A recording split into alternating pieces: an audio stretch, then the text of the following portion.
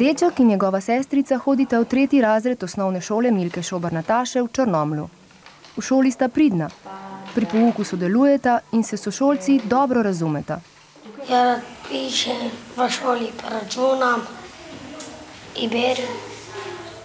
V šolo hodim zato, ker bo velik, da bom gostilničar. Večina otrok komaj čaka, da zazvoni zvonec.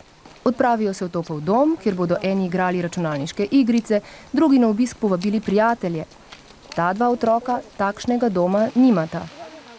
Mi smo živeli tam v naselju in cigani so razbili in mi smo prišli v sredi gozda.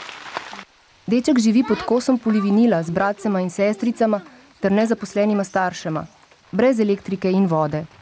Po vodo hodijo na bližnjo bencinsko črpalko. Tukaj v mrazu in dežju spijo, se igrajo in pišejo domače naloge. Mrzlo je, včasih zmoči zvezke, pa torbico. In grem v šolo z mokrimi zvezki.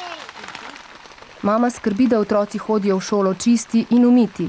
Umivajo se z deževnico, ki se nabere v polivinilu. Vsako jutro jih pospremi v šolo z željo, da bi se jim nekoč odprla vrata v boljši svet, kot ga je vajena sama.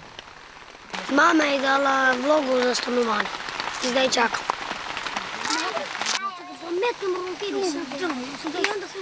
Verjamem, da bomo kmalu dobili stanovanje.